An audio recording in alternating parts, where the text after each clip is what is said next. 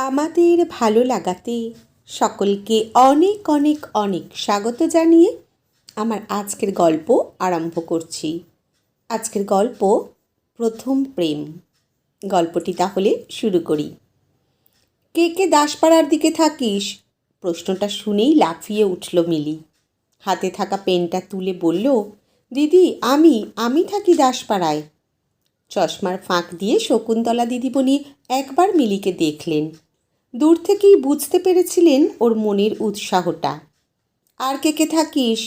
আবার গম্ভীর গলায় জিজ্ঞেস করলেন দিদি। মিলি তখন অস্থির হচ্ছে। জলজ্যান্ত মেয়েটা দাঁড়িয়ে আছে, দেখতে পাচ্ছেন না?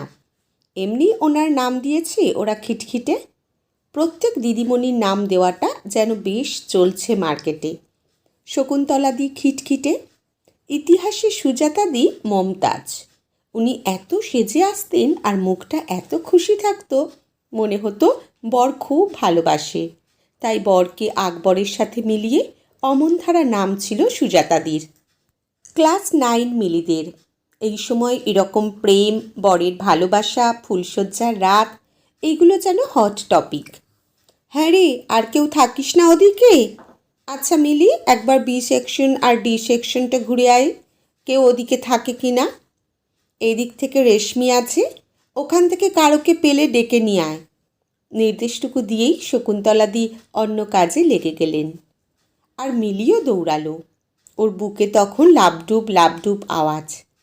ছুট্টে পাশের ঘর দুটোতে উঁকি মেরে জিজ্ঞেস করলো মিলি। পাওয়াও গেল জনা তিনেক, যারা দাসপাড়ায় থাকে। তাদেরকে সঙ্গে নিয়ে প্রায় ছুটতে ছুটতে আসছে মিলি। দিদি, রুবি, মীনাক্ষী আর শ্রীলেখা থাকে ওই দিকে। মিলি বলতেই শকুন্তলা সময় নষ্ট না করে কার্ড দুটো বের করে বললেন, কার্ড দুটো রাখ। রুবি, মীনাক্ষী আর মিলি তোরা যাবি দাসপাড়া গার্লসে, আর শ্রীলেখা আর রেশমি যাবি বয়েজে।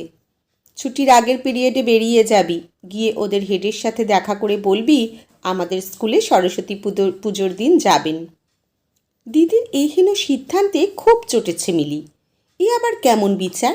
এরকম কিছু একটা ঘটতে পারে ভেবেই আজ সাগর বিনুনি করে এসেছে মিলি। আসার আগে দিদির নতুন কেনা কাজলটাও হালকা বুলিয়েছে চোখে। অথচ দিদি, আমার বাড়ি দাসপাড়া বয়েজের একদম পাশে, আমি যাই ওই স্কুলে। একবার শেষ চেষ্টা করলো মিলি। শকুন্তলাদি আবার চশমাটা চোখে এঁটে বসিয়ে বললেন, বয়েজের থেকে গার্লসে হেঁটে 7 মিনিট, ওটা থেকেও তোর বাড়ি খুব দূরে নয়। যা, যে যার জায়গায় যা, আর তোরাও ক্লাসে যা। সময় মতো বেরিয়ে যাস, যাকে যেমন দায়িত্ব দিয়েছি হুবহু যেন তেমনটাই হয়। বড্ড চালাক এই শকুন্তলাদি, না হলে জটিল উপপাদ্যগুলো এমন মিলিয়ে দেয়। আর অন্য সেকশনের মেয়েগুলো মোটেই সুবিধার না যে ওদের গিয়ে বলবে যে ও বয়েজ স্কুলে যেতে চায়। কারণ একটাই, কৃষ্ণেন্দু। দাসপুর বয়েজেস ক্লাস 10-এর কৃষ্ণেন্দু। উফ, যেমন হাইট তেমন ফিগার, গায়ের রঙটা বেশ গাঢ়, তাই না এত ভালো লাগে? ইংলিশ কোচিংয়ে ওরা বেরোয় আর মিলিরা ঢোকে। মিলি সব জায়গায় একটু আগেই পৌঁছে যায়, ইংলিশ কোচিংটায় একটু বেশি আগে যায় আজকাল। যবে থেকে নজরে পড়েছে যে উল্টো দিকে কৃষ্ণেন্দিও তাকে দেখছে। বুকটার ভেতর যেন 1800 ড্রাম বাজে মিলির। কোচিং থেকে বেরোনোর সময় এক দৃষ্টিতে মিলিকে দেখেও কিছু বলতে চায় বোধ হয়, তাই মিলি সবার আগে পৌঁছেও বেশ খানিকক্ষণ দাঁড়িয়ে যায়। গলির শেষ অবধি গিয়ে কৃষ্ণেন্দু যখন পিছন ফিরে ঘুরে থাকায়, তখন গিয়ে মিলি পড়তে ঢোকে। প্রতি বুধবার এটা চলে।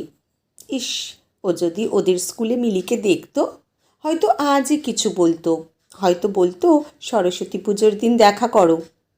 এমন কপাল, সরস্বতী পুজোটাও পড়েছে বুধবার। কেন মা, তুমি অন্য দিনগুলো দেখতে পাওনি? ওই তো একটা দিনই দেখা হয়, এ সপ্তাহে ওটাও হবে না। আর আজও ওদের স্কুলে মিলিকে যেতে দিল না। রাগে আফসোসে মাথা খারাপ হয়ে যাচ্ছে মিলির। এবার পরিবেশনের দায়িত্বেও কিন্তু ক্লাস 9। এক মন অভিমান নিয়েও শুনতে পেল মিলি। শকুন্তলাদি বলছে, 9-এর ঘরগুলোতেই খাওয়া দাওয়া হবে, কালই পরিষ্কার করে নিবি সব। আবার বললেন শকুন্তলাদি, মিলির মন জুড়ে থাকা ভাবনারা চোখে চেপে বসেছে এবার। মায়ের বেগুনি ঢাকাইটা পরবে মিলি, সাথে সাদা ব্লাউজ, কোমর অবধি চুলটা ছেড়েই রাখবে সেদিন, দুদিক থেকে নিয়ে কটা ক্লিপ লাগাবে। বাগালের তিলটা ভীষণ অসহ্য লাগে মিলির, কিন্তু অনেকে বলে বিউটি স্পট। চোখে কাজল পরবে, ওটা পরতেই হবে, কারণ সবাই বলে মিলির চোখগুলো নাকি ভীষণ সুন্দর। এমনকি আগের বুধবার কৃষ্ণেন্দুও পাশ দিয়ে যাওয়ার সময় গাইছিল, চেহারা হ্যায় ইয়া চাঁদ খিলা হ্যায়, जुल्फ घनेरी शाम है क्या, सागर जैसी आँखों वाली, এই তো বাতা তেরা নাম হ্যায় ক্যা। কে জানে ওর নামটা জানে কি না কৃষ্ণেন্দু। মিলি তো সেই কবে থেকে জানে। একদিন ওর এক বন্ধু চিৎকার করে ডাকছিল ওকে। যাক, মিলি এবার সরস্বতী পুজোতেই জানিয়ে দেবে ওর নাম, ওর ঠিকানা, বাড়িতে কে কে আছে সবটা বলে দেবে। সরস্বতী পুজোর দিন যখন ওদের স্কুলে আসবে এই থার্ড বেঞ্চটাতেই বসে ওকে খেতে দেব। মনে মনে বলল মিলি। প্রথমে 2 হাতা খিচুড়ি, তারপর না নিলে আর 1 হাতা জোর করে। উত্তেজনায় পাগল পাগল লাগছে মিলির। ওর জীবনে প্রথম ভালোবাসা, আর এটা কিছুতেই হারিয়ে যেতে দেবে না মিলি। কে বলে প্রথম প্রেম টেকে না? টেকে না, সত্যিই টেকে না। মিলিরও টেকেনি। সেদিন কত স্বপ্ন সাজিয়েছিল মিলি, জামদানি, কাজল, লিপস্টিক, খিচুড়ি, কত কি, কিন্তু একটিবারের জন্য দেখা হয়নি। সরস্বতী পুজোর দিনও কৃষ্ণেন্দু মিলিদের স্কুলে আসেনি, এমনকি তারপরে আর ইংলিশ কোচিংয়েও যায়নি, কারণ সে বছর সরস্বতী পুজোর 3 দিনের মাথায় মাধ্যমিক। তাই সব বন্ধ করে শুধু পড়া আর পড়া। কোচিংও সব বন্ধ হয়ে গেছিল কৃষ্ণেন্দুর, তাই অগত্যা আর দেখা হয়নি। ক্লাস 11-এ খবর নিয়ে জেনেছিল মিলি যে কৃষ্ণেন্দু কলকাতার কোনো স্কুলে ভর্তি হয়েছিল। খুব কেঁদেছিল মিলি, কিচ্ছু করার ছিল না ওর।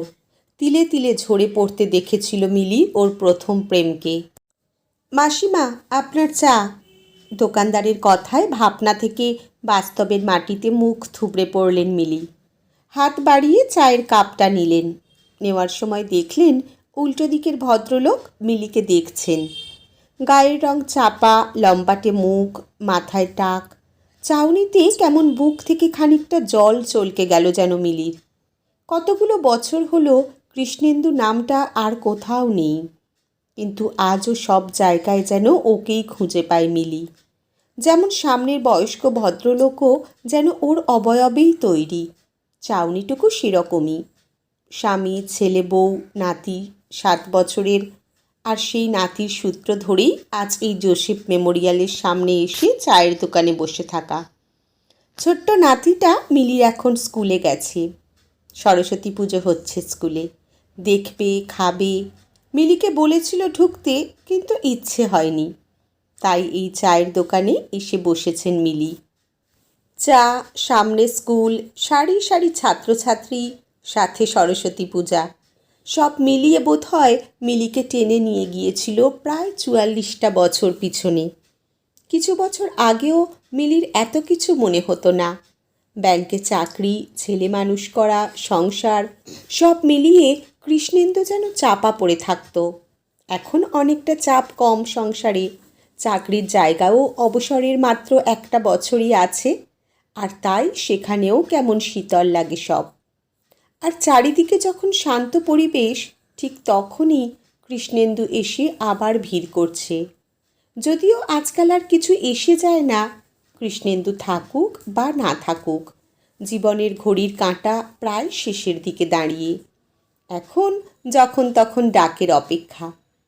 চাটা তৃপ্তিতে খাচ্ছেন মিলি, কিন্তু অস্বস্তি একটাই, সামনের লোকটা ওভাবে দেখছেন কেন? এতগুলো বছরের পর আবার কৃষ্ণেন্দু ভঙ্গি। অস্বস্তি হচ্ছে। ধুস, এই বয়সে এসব বিরক্তিকর। বারবার চোখে চোখ পড়তেই মুখটা ঘুরিয়ে নিল মিলি। টাকাটা দিয়ে বেরিয়ে যাবে, দরকার পড়লে সামনের মাঠে গিয়ে বসবে। জীবন বারবার রসিকতা করে ওর সাথে। আবার কৃষ্ণেন্দু বলে লোভ দেখবে, আবার মুখ থুবড়ে পড়বে এই বয়সে। আর এত ধকল নিতে পারবে না, আর সেটা শোভাও পায় না। দাম দিয়ে বেরিয়ে যাচ্ছেন মিলি, কিছুটা দূর তখন কারোর শব্দ শুনলেন। আরে কৃষ্ণেন্দুবাবু যে, কতক্ষণ? মিলি নামটা শুনে ঘুরে দাঁড়ালেন। দেখলেন ভদ্রলোক হেসে বললেন, অনেকক্ষণ, নাতনিকে ঢুকিয়ে দিয়েছি, ও বেরোলেই এবার বাড়ি। কথাটা উত্তর দিয়েই কৃষ্ণেন্দুবাবু চায়ের দোকানের ছেলেটার কাছে বললেন, বিমল, বল দেখি এ মাসে কত হলো? আরে কাকু, কাল দিও, আজ বড্ড ভিড়, তোমাদের সাথে তো রোজকার গল্প। বিমলের কথায় কৃষ্ণেন্দু বললেন, না না, 2 দিন স্কুল নেই, তারপর ফাইনাল পরীক্ষা শুরু হবে, আমার বৌমা আসবে, আমার সাথে দেখা হবে 3 এর শুরুতে।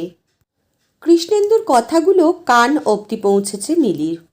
তার মানে ওনার নাতনি আর মিলির নাতি একসাথেই পড়ে, একই স্কুল। মনটা আবার আনন্দে ভরে উঠল মিলির। সেই 44 বছর আগের দামামা বাজছে যেন বুকে। নাতিকে জিজ্ঞেস করবে বেরোলেই, কিন্তু কি জিজ্ঞেস করবে?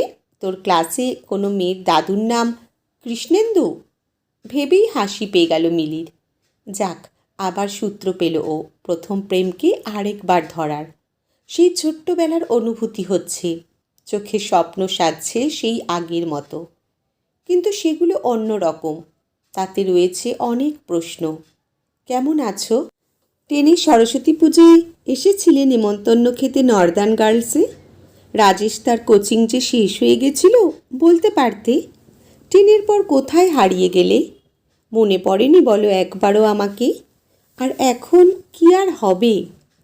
এসব প্রশ্ন নিয়েই খুঁড়িয়ে খুঁড়িয়ে হেঁটে যাচ্ছেন মিলি। পায়ের হাড় ক্ষয় হচ্ছে রোজ রোজ, চোখে চশমা, তাই নিয়েই নতুন স্বপ্ন দেখছেন মিলি। পাশ থেকে এক ক্ষীণ হয়ে যাওয়া কণ্ঠস্বর, যাক, দেখা তো হলো আবার। সেই বাঁ গালের বড় তিলখানা। গালে হাত দিল মিলি। সেই অসহ্য তিলখানাই আজ ওর পরিচয়। মুখ ঘুরিয়ে দেখলেন মিলি। পাশে দাঁড়িয়ে কৃষ্ণেন্দু, ওর প্রথম প্রেম, ওর একঘেয়ে জীবনটা কেটে যাওয়ার রসদ। আজকের গল্প এখানেই সমাপ্ত। কলমে অনিন্দিতা মুখার্জি সাহা, পাঠে জয়তী। ধন্যবাদ।